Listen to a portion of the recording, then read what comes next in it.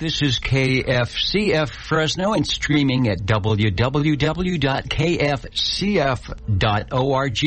your listener-supported radio station for free speech, freedom of assembly, and freedom of the press. Stay tuned now for Climate Politics with Kevin Hall. Mike Beavers is away from the studio and will return next week.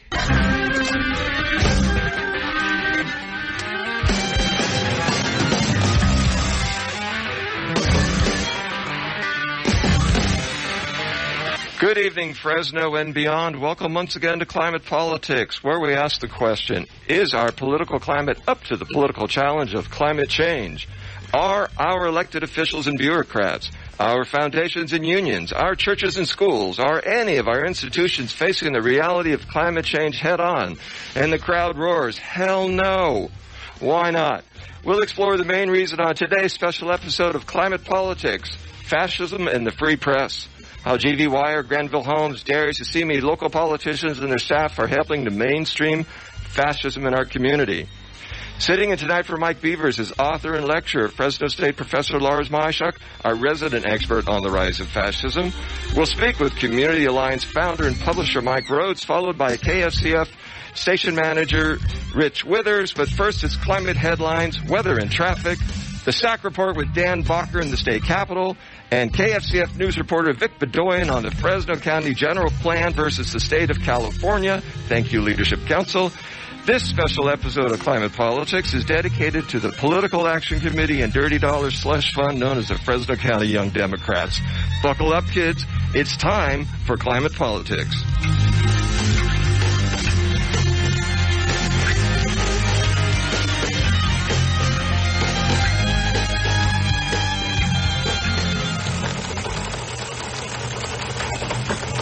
Good evening. The date is April 8, 2022. I'm Lars Myshuk, and here are your Climate Politics headlines. Dateline, April 5, State of California, Legislative Analyst's Office. Headline, Climate change impacts across California. Climate change will have a number of serious impacts on California, including public health risks, damage to property and infrastructure, life-threatening events, and impaired natural resources. This report focuses on how a changing climate is affecting the health of Californians and key issues the legislature faces in responding to those impacts. This is one of a series of reports summarizing how climate change will impact different sectors across the state. April 5, Katie Pikes, Harvest Public Media, NPR in Kansas City. Headline, the Midwest has lost 57 billion metric tons of topsoil over the last 160 years, new study finds. Topsoil in the Midwest is eroding at an average rate of 1.9 millimeters per year based on comparisons between native prairie and farm fields at about 20 sites, the majority in central Iowa, with some in Illinois, Minnesota, South Dakota, Kansas, and Nebraska. This erosion makes it more difficult and more expensive to grow crops. Quote, we're going to need to feed more people in the future, said lead researcher Isaac Larson. Integrated soils that have lost their organic rich horizons just aren't as productive. The solution, he said, is to adopt no-till farming. Quote, it's not an unsolvable problem. March 18, Jason Samenow and Kasha Patel, The Washington Post. Headline, it is 70 degrees warmer than normal in eastern Antarctica. Scientists are flabbergasted.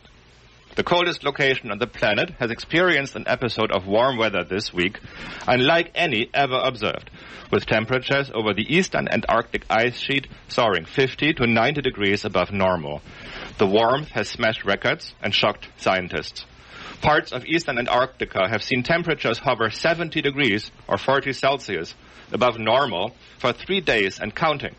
The event was likened to the June heat wave in the Pacific Northwest, which scientists concluded would have been virtually impossible without human-caused climate change. March 26, Jason Samenow, The Washington Post. Headline, ice shelf bigger than New York City breaks off eastern Antarctica. I would not want to have Jason's job. An ice shelf larger than New York City has broken off eastern Antarctica, the first major shelf to collapse there in more than 4 decades of satellite observations. The Conger ice shelf, spanning about 460 square miles, shattered off the continent of on March 15th. Its disintegration has alarmed scientists who have long considered ice in eastern Antarctica as relatively stable and far less vulnerable to global warming compared to ice in western Antarctica. March 24, Maggie Astor, New York Times. Headline: Methane leaks in New Mexico far exceed current estimates, study suggests. Startlingly large amounts of methane are leaking from wells and pipelines in New Mexico, according to a new analysis of aerial data, suggesting that the oil and gas industry may be contributing more to climate change than was previously known. The study, by researchers at Stanford University, estimates that oil and gas operations in New Mexico's Permian Basin are releasing 194 metric tons per hour of methane, a planet-warming gas many times more potent than carbon dioxide. That is more than 6 times as much as the latest estimate from the Environmental Protection Agency. April 4th, Frank Jordan's and Seth Bornstein, AP News headline: UN warns Earth firmly on track toward an unlivable world.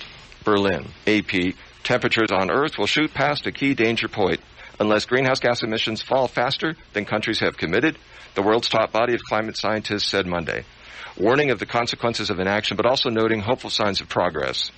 UN Secretary General Antonio Guterres said the report by the Intergovernmental Panel on Climate Change revealed, quote, a litany of broken climate promises by governments and corporations, accusing them of stoking global warming by clinging to harmful fossil fuels. Quote, it is a file of shame, cataloging the empty pledges that put us firmly on track toward an unlivable world, he said. Yeah, because just below the surface of being backwards 50 years, right, the lily white tea party culture that propagates racial fears. Buckle of the Bible Belt, grandchildren of Confederates, well, there are a lot of black folks in Fresno. Let's go now to the state capitol.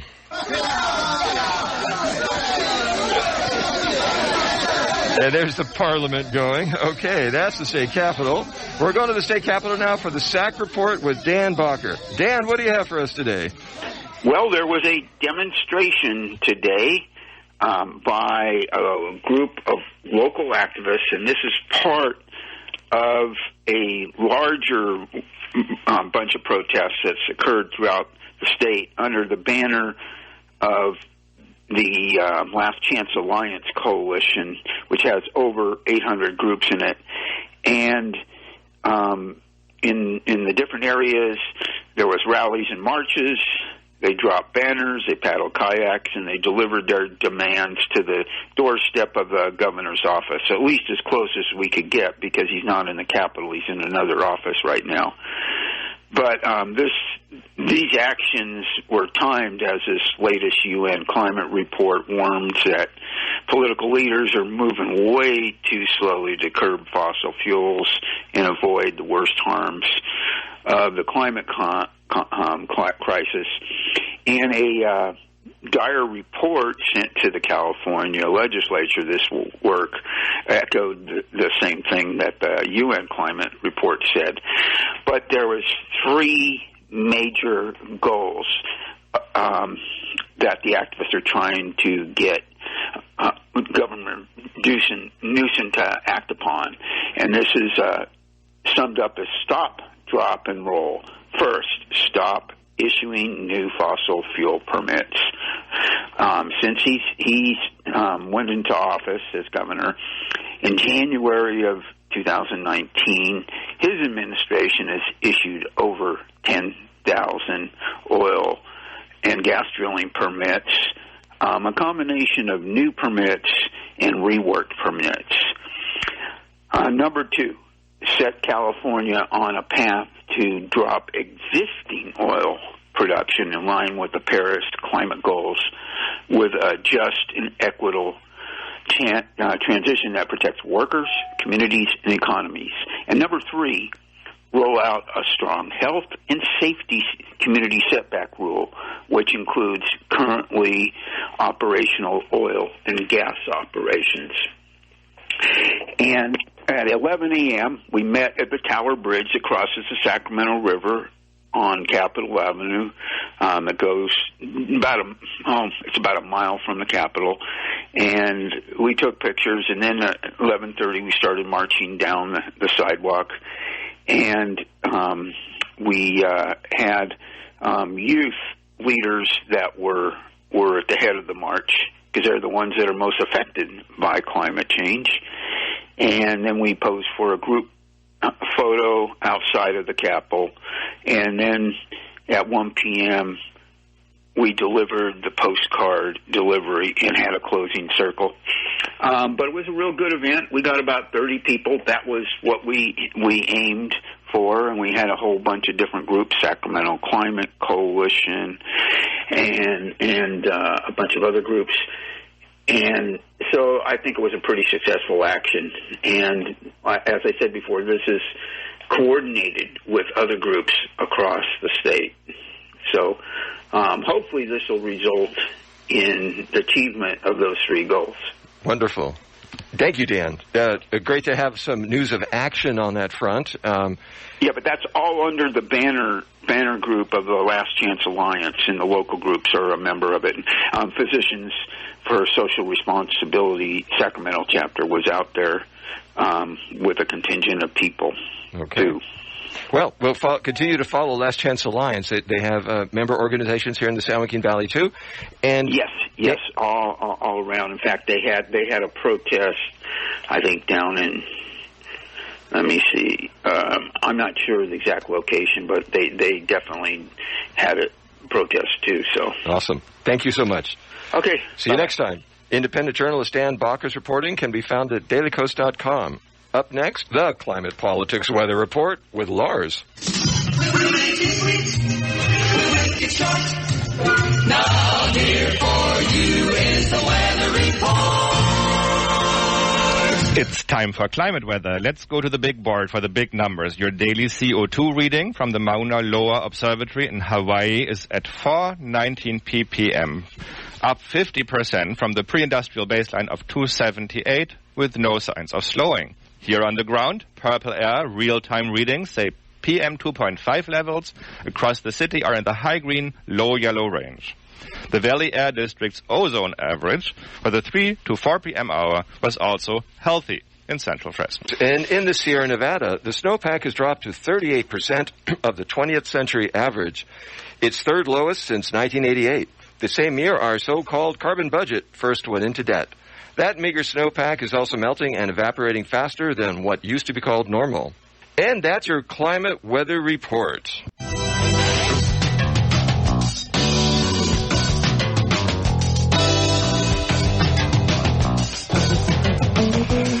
Okay, Dennis, Lars, and I are headed out back now to climb into the Climate Politics traffic chopper. Let's fire it up.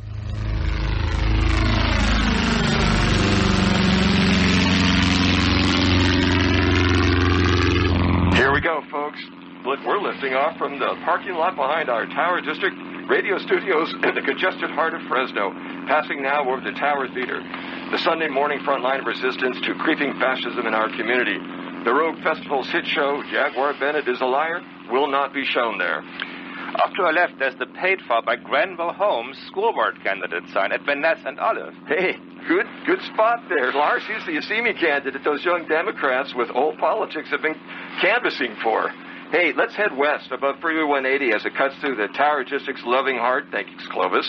Below us now, just west of 99, near Dan Roquillo Avenue, the failed industrial park named for the city councilman who backed it, we see the first encampment to have been cleared under the color of law, as written by council member Miguel Arias. Yes, it comes complete with the threat of $250 fines against advocates who dare to inform unhoused residents of their civil rights or offering assistance.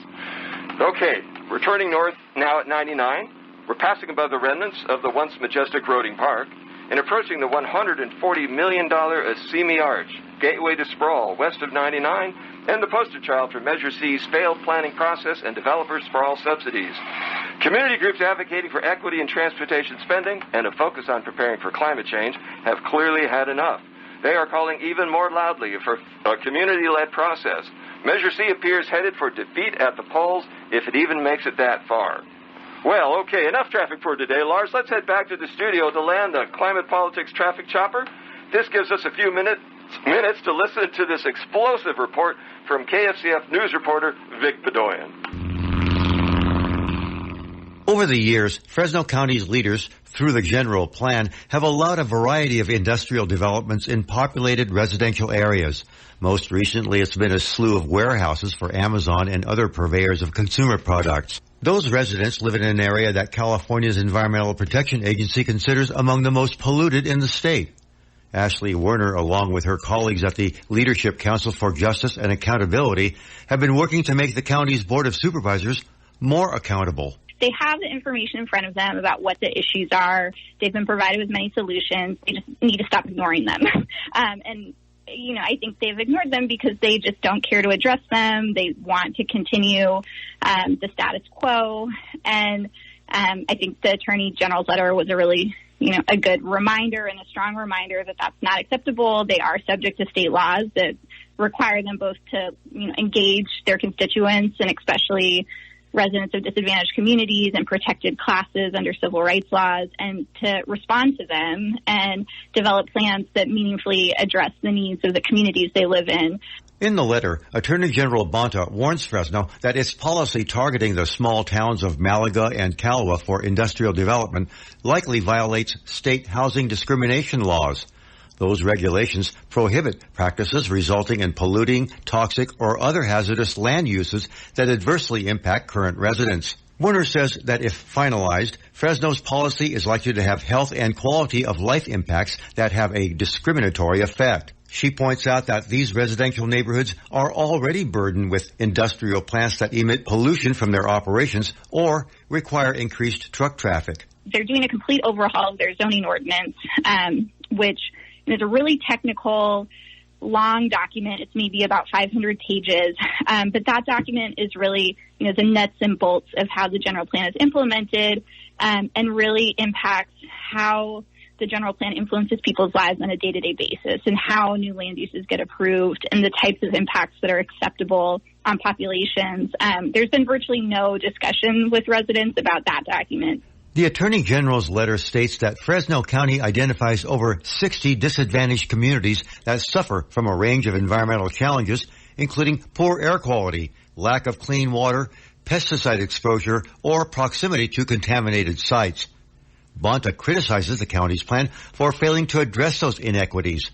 Ashley Warner says county officials have failed to fully explain the general plan to residents, nor do they sufficiently welcome community involvement in crafting development plans. And right now, these communities, it's not only about adding new facilities. We have to consider that already these communities are surrounded with a really wide range of toxic facilities, from warehouses to landfills to biomass facilities to slaughterhouses and rendering plants. It's an assortment of really impactful, harmful facilities to live by. Attorney General Bonta also found that Fresno County's general plan does not include climate adaptation and resilience goals, policies, objectives, or implementation measures as state law requires. The county has responded that it welcomes the Attorney General's comments and promises to keep working to assure the general plan will conform with the applicable laws. Ashley Werner points out that the law actually requires compliance and that a court could halt development if the county fails to comply.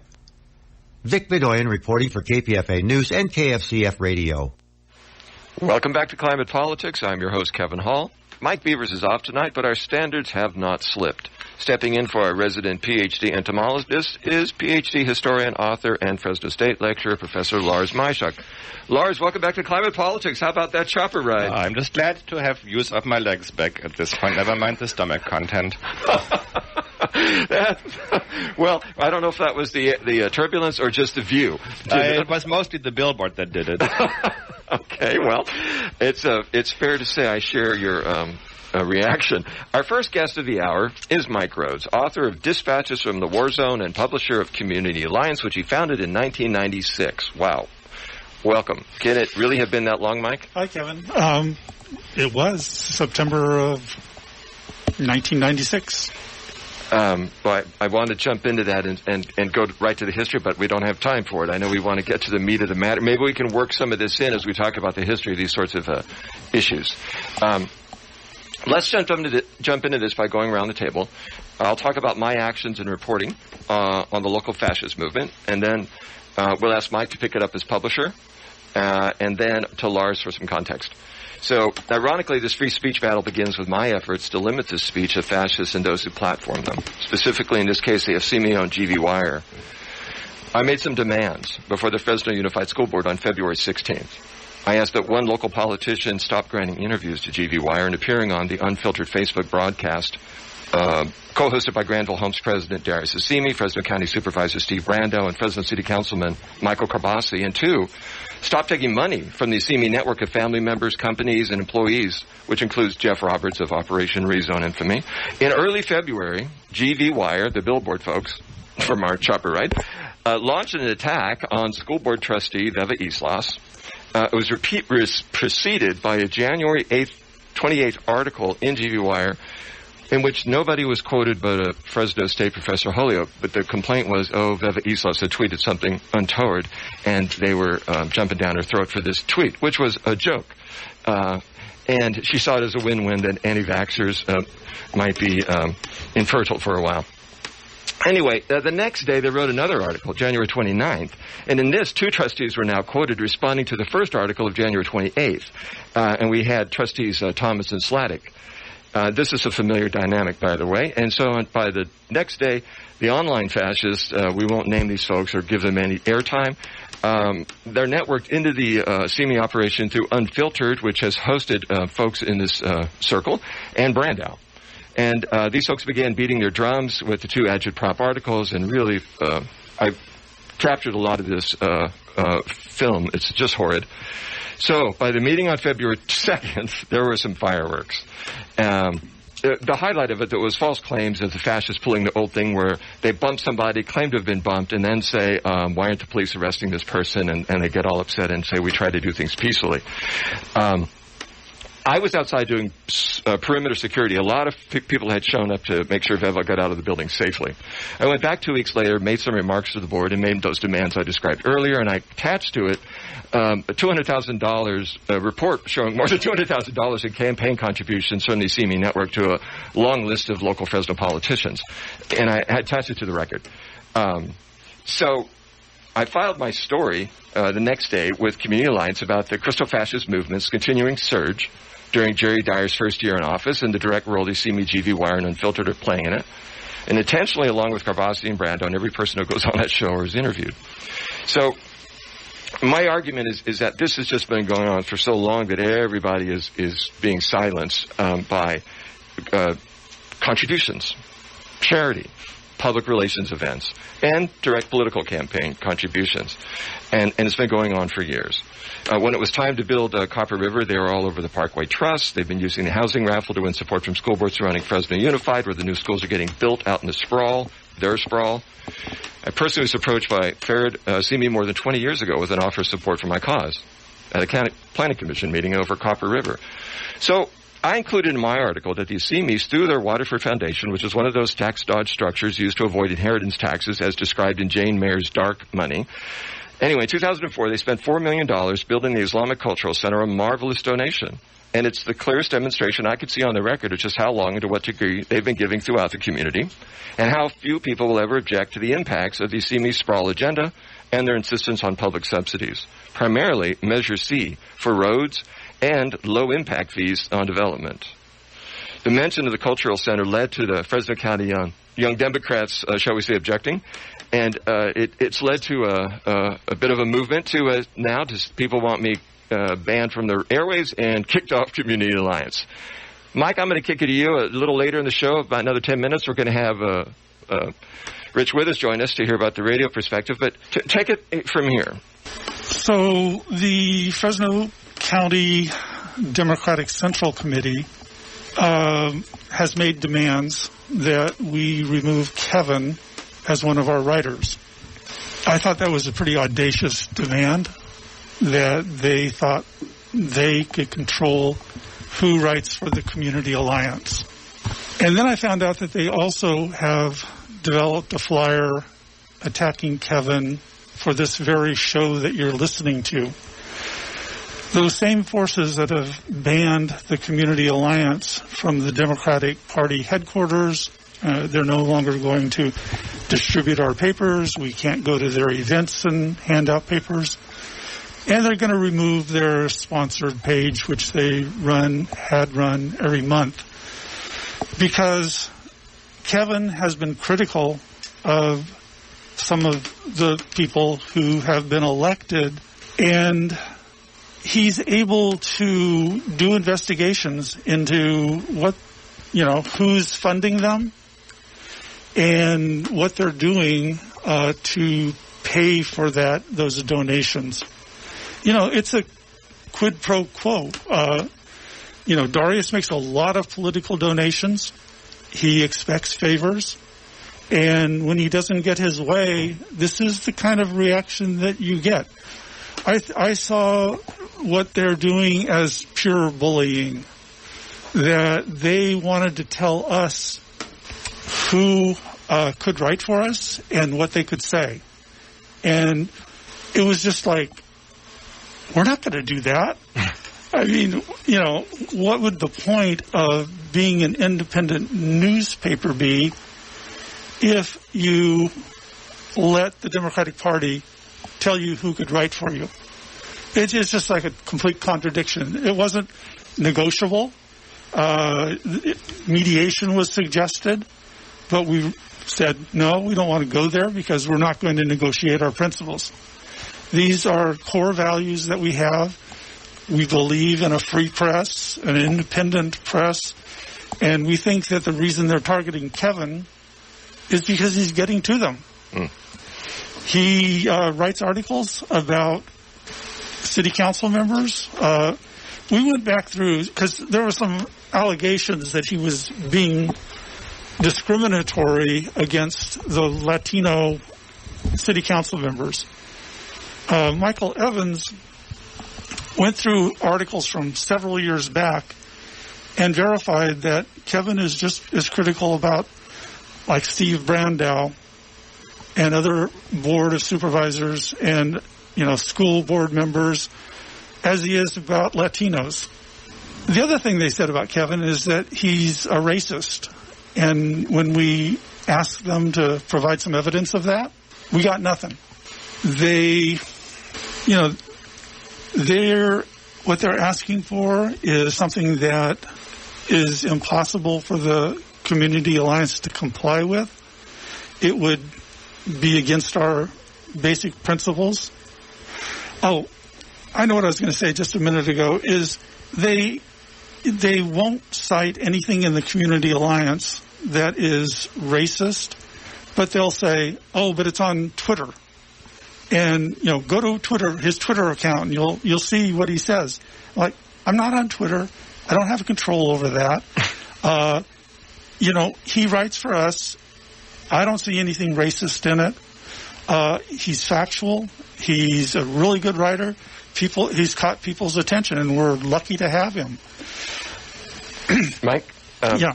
Thank you very much. We're going to have to take a station ID and break. And Lars, I haven't brought you in on the discussion yet that I brought you in to talk. I was having too much fun on climate headlines. But we are going to we're going to remind folks you're listening to KFCF 88.1 FM in Fresno.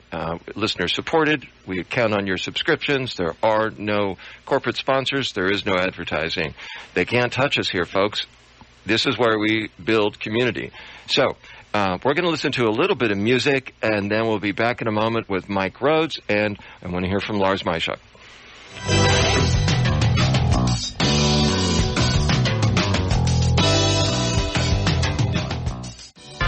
Look down at the sidewalk, at the street, or in your soul. Each mark there has a memory, 1,000 tales untold. It's a lot like archaeology. The source is so uncertain. It's like opening a window to the past. Your horrible dingy words.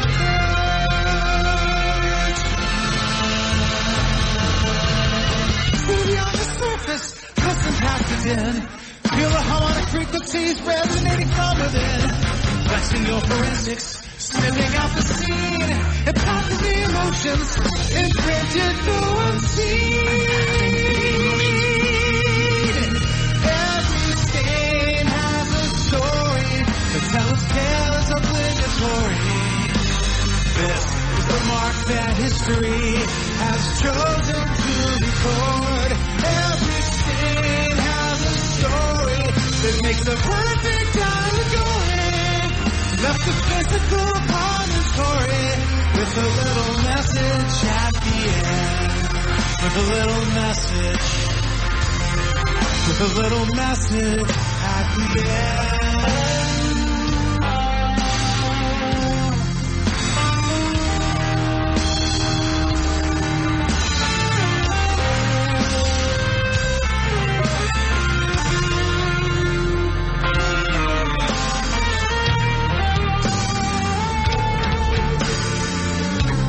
Back to Climate Politics. That was our Climate Politics one-man house band, Brian Kenny Fresno, singing Every Stain Has a Story.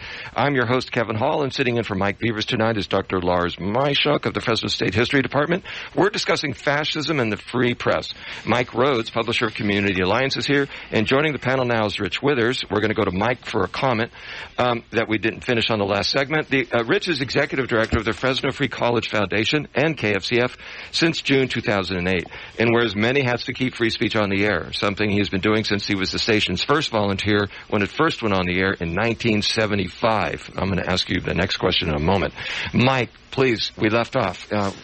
So our response to the Democratic Party has been they are invited to submit comments about any factual errors that are in the paper. I've given them that opportunity for the past several years. They've never submitted anything.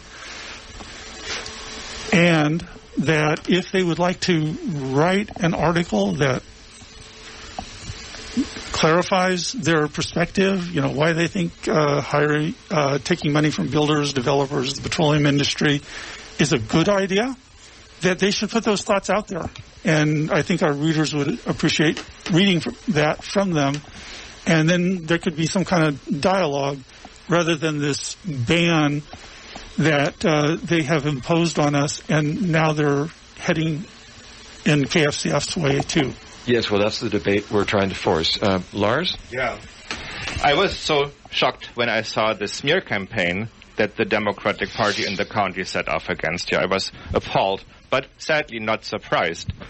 The problem is that you really caught them on two issues where it hurts. One, the inadequacy of their response to the rise of fascism, which is to say the coordination between local power brokers, oligarchs, and militant groups of people who will go and threaten people at their homes, at their doors, physically, in the flesh.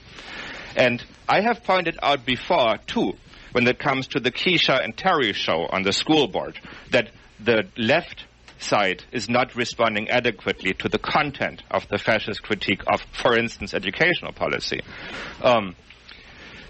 And I had seen, in response to that critique, because I had taken issue with especially Keisha Thomas, liberals responded to that on Twitter by saying, well, you're just doing that because you hate black women, because you're a racist and a sexist. And I've seen that before. If you criticize the Democrats from the left for being oblivious to the danger from the right, they will do that to you. Why they do that is up to debate. I think it has something to do with the reflexiveness of thinking in identity categories. So if somebody criticizes them, they fight the good fight, they are the good people.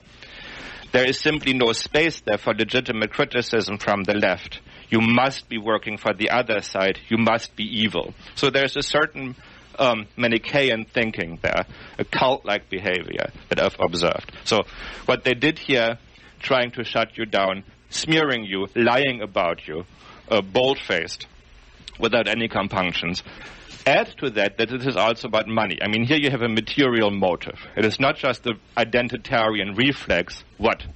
You have criticism of Democrats. Oh, you're a white man. You're a racist. You're a sexist. You are Trump, quite possibly, by virtue of that.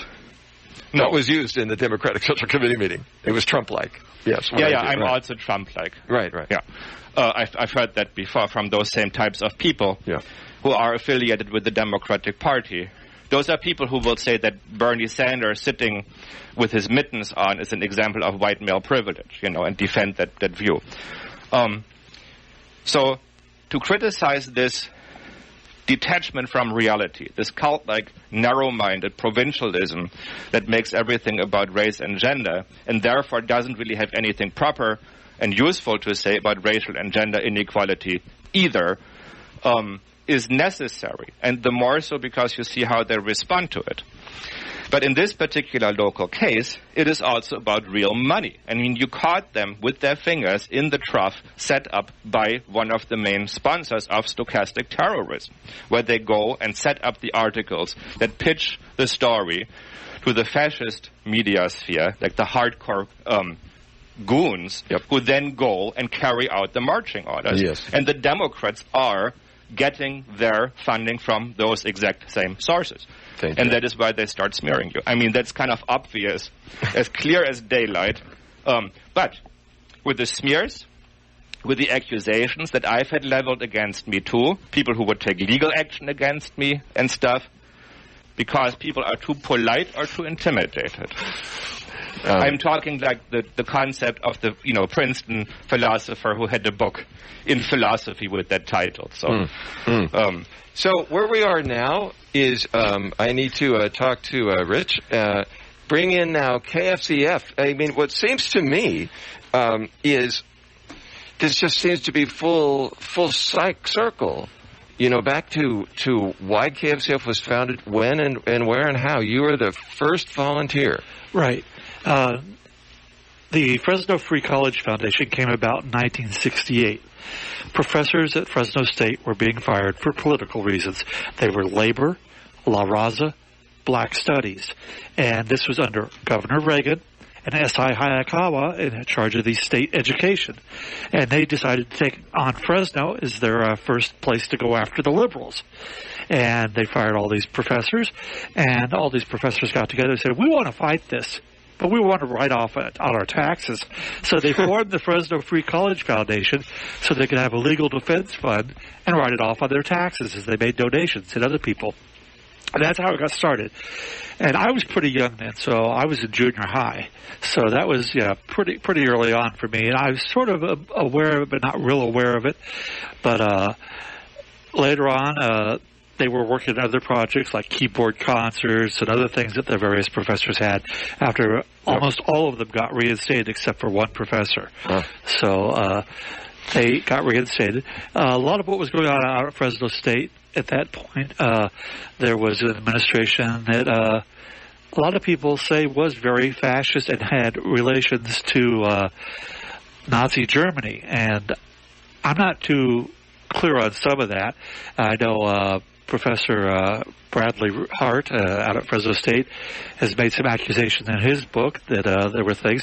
There was a guy named Hobbs who was a Republican, but he claimed that the president of the university had worked in Germany, got to the university there and worked for, was it Goebbels, I think? Or somebody he worked for directly back in Germany before he came to the United States. So there's that, and we saw what happened with the information about the library out at Fresno State. Apparently, the person who was named after was also had a lot of Nazi stuff behind him. So there was that whole thing going on too as part of that. So again, it's come around full circle where you have these right-wing Nazi affiliations going on. They worked on their other projects, musical and drama and other stuff. And somebody said, it should be nice to get good news that covers the Fresno Free College Foundation on a positive basis. Even the Bee wasn't really always positive about it. And all the other media were pretty negative. And, those days we only had, 3 or 4 TV stations, a couple of radio stations that did news, and, the Fresno Bee and the Fresno Guide. And, it was pretty conservative, the coverage. They said it'd be really nice because they were getting interviewed by this station down in L.A., KPFK, Pacifica. They thought it'd be really nice to have something like that here. So they got together with an engineer, Randy Stover, and said, how do we get that here? He says, well, we could do it. They were talking about putting a translator in. The thing with a translator is you can get bumped by anybody who applies for a full power on your channel. So he said, no, do a full license, even though it's 10 watts.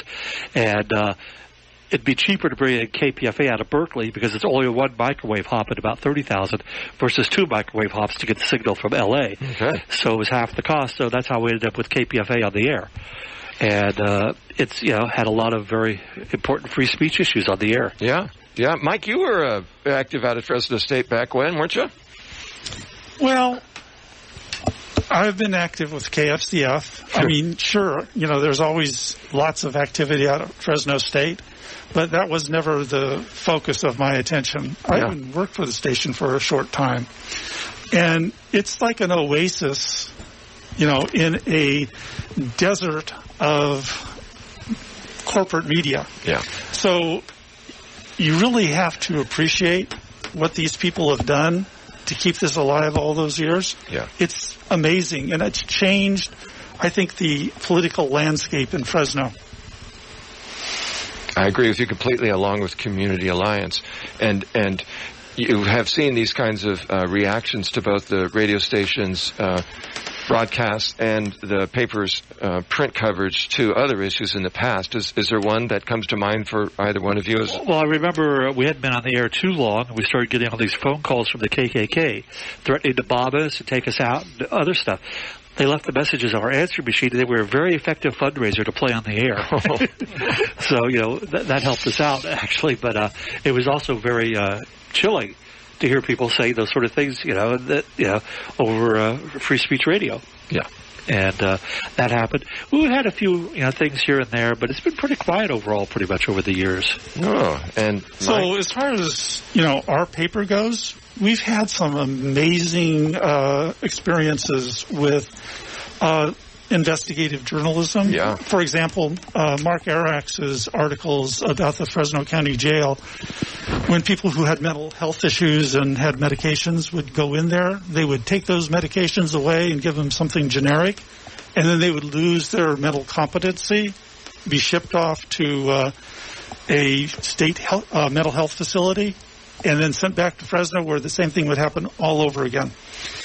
It resulted in people dying, and we exposed that, and it forced the county of Fresno to change their public policy. And this continuous cycle kept a lot of people from going to trial, so yes, they just ended up in jail forever without any way of going to trial and being found guilty or not guilty. Right, so they would just stay in that cycle, and it would cost us, the taxpayers, way more money than it would have been just to keep them competent so that they could stand trial. Mike, I'm going to ask you a question, then go to Lars. But you were and have and are a recent article in this issue in Community Alliance, a homeless advocate, and you've been pressuring City Council for decades. Decades, yeah. And here we are in a different vein, I think, trying to do the same thing. I am. And I'm used to this too. I've been doing these kinds of fights for 20 years. But in terms of your interactions with City Council and this sort of reprisal, have you seen this before? So they just keep ratcheting it up. Like they recently passed an ordinance that would arrest somebody if they went out and were a witness to a demolition of a homeless encampment. I took our editor. So you went right out. Yep. This was the first time that they were going to demolish a homeless encampment on Dan Roquillo Avenue. I mean, when I got out there and saw that, I just thought, perfect. And so, under the threat of arrest, both Eduardo and I just walked out there like we owned it, and nobody said to go away. Yep. So you have to confront these policies. You have to risk something. There's a little skin in the game.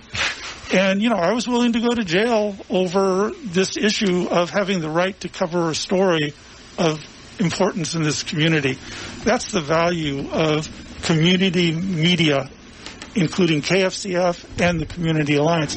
That's why we have to fight for our free speech rights. Thank you, Mike. Lars? Yeah. I mean, it has historically been the main justification, the main crown jewel of the Democratic Party to say we are on the side of these social justice movements. We support human rights, civil rights, free speech, and so forth. So I think the shocking bit is how that is not something you can take for granted. How when you point out, no, you're not doing that, you're not doing it well enough and not following through on it, that then they say, well, you must be against all the good things because you're not on our side. We know we are on the side of good because all the people we know tell us this too, and the New York Times says it. So the problem here, I think, is with the creeping rightward turn and intellectual narrowing of the Democratic Party and the educated middle class that supports it. That would be my take on it. In some cases, it's just plain old money. People are bought, and that's that. That happens too. But broadly speaking, people who don't actually get the paychecks from the industry-backed foundations, what do they have to gain by hitting left and covering for the right? I think it is something about the mindset that has built up, possibly in the last 13 years under conditions of increased precarity for the educated middle class since the 2008 crash. Maybe there is more of a premium on conformity and going with the flow, not rocking the boat and so forth. But it's definitely a development that is the more dangerous because we would need a good party that can be militant in defense of democracy, civil rights, and all that kind of stuff. And we don't have one. Rich? KFCF has definitely been at the forefront of free speech issues and civil justice liberties and things over the years in terms of programming and stuff from KPFA, stuff that we've covered locally. And we have a firm commitment to staying there. Free speech doesn't mean unlimited speech. There are cases where the FCC says certain language can't be done, and we've faced fines for that. There's also sometimes I've told people that what you're talking about doing on the air, that's not right because they were claiming that there was no such thing as COVID-19, that the vaccine was deadly, and I said, no, you can't do that on the air, and turned into a big battle, but, eventually, we've moved on. Yeah, well, very interesting. I actually, I won't jump into the story, but I do remember 2 years ago having a public health official on here telling us it was going to be like the flu and not to worry. It was the end of February. But he also told us that they were waiting, the way the system was set up was that when they flipped the switch in Washington, D.C., then everything would kick into gear if it was really a problem. But the folks in D.C., of course, were Trump and company. They weren't flipping that switch. They were dismantling it. They were dismantling it. So, good point. We're moving into our final 10 minutes of the show here. I want to remind folks you're listening to KFCF 88.1 FM in Fresno. We're visiting with Dr. Lars Marshock from Fresno State, the history professor, Rich Withers here with KFCF, and Mike Rhodes with Community Alliance. We'll go back around the table, see where we are in this conversation with Mike. So my thoughts are, why do certain institutions, instead of engaging in dialogue, choose to ban people? We had an incident with the Fresno County Library where they banned the Community Alliance from the library. And when I've heard the librarian tell me that, I just thought that they were pulling my leg. I said, you've got Mein Kampf here. You've got the Communist Manifesto. And you're banning us. Right there on the counter. What's that? They had the Tea Party Times right on the counter. Oh. And so their reaction was that we were too controversial. And I'm like, what the hell? Yes. And like Mein Kampf. So I pushed the head librarian as hard as I could, and she eventually came around to the side of, yes, different points of view are important. And we've had to fight time and time again. Just like the last couple of months, we had our newsstand stolen in front of the Fresno County Jail, and it was the sheriffs that were taking our newsstands and throwing them in dumpsters. Who do you call when the sheriff's office are the thieves? We tried calling them, and they just said, oh, this was a personnel issue, we'll deal with it. The Fresno Police Department had no response. I haven't heard from them at all. So we've sent letters to the Fresno Grand Jury and the California Attorney General trying to get outside pressure on them so that there's some level of accountability. That has always been the answer here, is we always have to seek outside help and intervention. We had it on the news earlier today with Vic's report about the State Attorney General's office weighing in against the county and their illegal plans. This city council, and when it comes down to why they really don't like me, on Twitter I will say sarcastic things. I use nicknames. I call one council member Lil Miguel, after Littlefinger, the character in Game of Thrones. The nickname came about when I was watching him maneuver things locally. But there's too many characters for Twitter, so it's L-I''L. Point is, this thin-skinned, don't you dare poke me with anything, this brittleness or I will come down on you is very telling. I use it intentionally. I intentionally want to get a reaction from people. I want to see how they are functioning as human beings. This show and my writing, they're both called Climate Politics. I shifted gears some time ago, about 4 or 5 years ago, away from attainment plans and bills. The traditional structure of the fight. And thought we just need to peel back the layer here and focus on the real issues, the money, the politics, and the power. And what we're seeing right now, what I'm objecting to, is something unique in Fresno history has taken form. And that is this machine that the CME network is heading, where politicians now face a very ugly choice.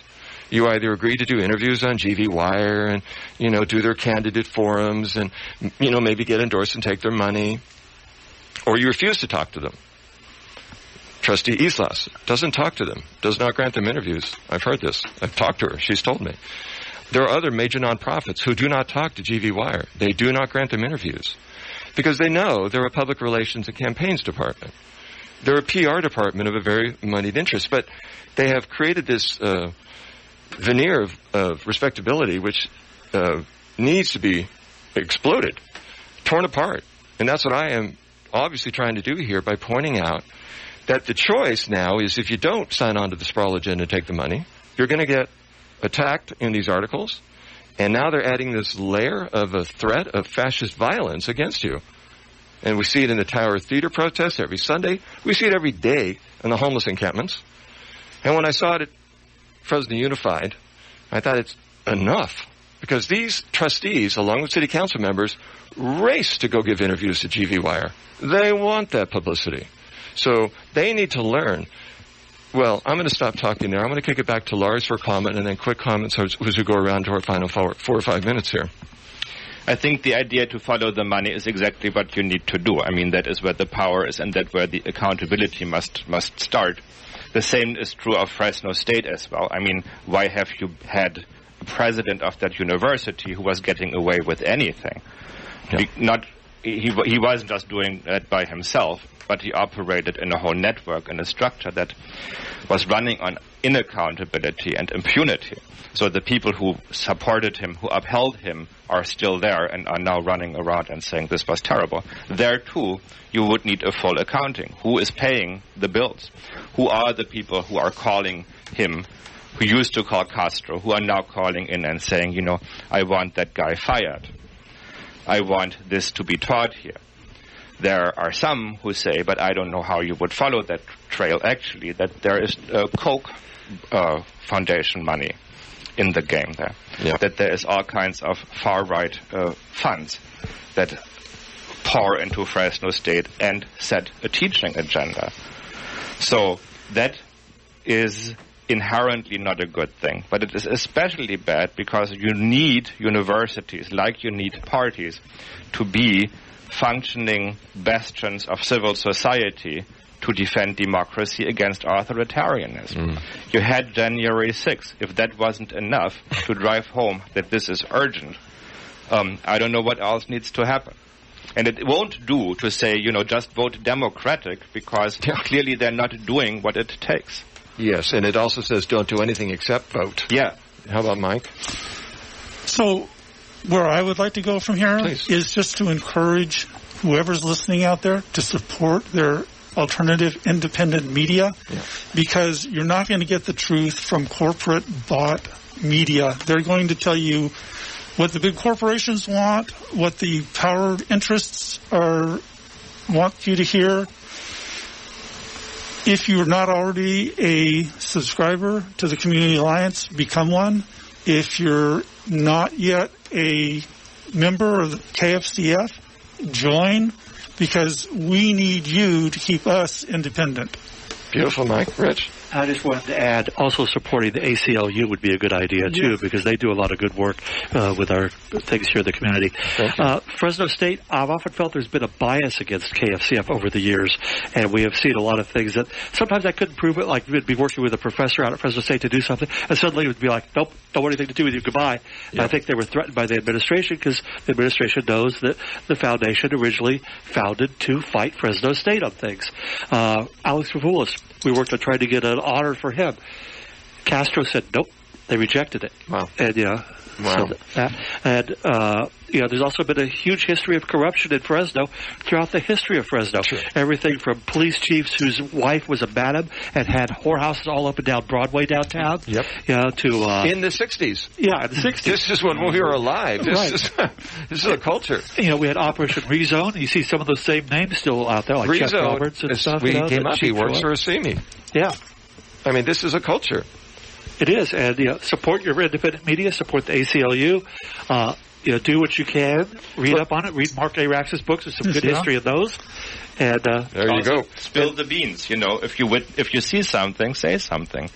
If you're being denied your rights by the institutions of the city, maybe send an email to you guys. There is an independent media sphere in this town. You don't have to just accept everything as unavoidable. I think you just hit the nail on the head. If you see something, say something. Everybody's trying to check in their head. I think you're talking to people. That's what we naturally do. We see something and we say something and we do something. I want to thank you all, gentlemen, for the conversation. I want to thank you for your brave work, your hard work. It is an honor to work with you, and I know we're going to keep going through this. And these young Democrats can learn a little something about their old politics. Okay, you've been listening to Climate Politics. I'm Kevin Hall. I want to thank Dennis Thompson in the control room. Of course, my temporary co-host, my fill-in co-host, Dr. Lars Myshuk. Who else do I have here? Rich Withers on Loot. Thank you to our listeners. Please support KFCF with a monthly subscription. Our theme music is Sometime by Brian Kenny Fresno. This is KFCF 88.1 in Fresno. We're on the air every second and fourth Friday of the month from 5 to 6 p.m. Join us next time. And in the meantime, use less stuff.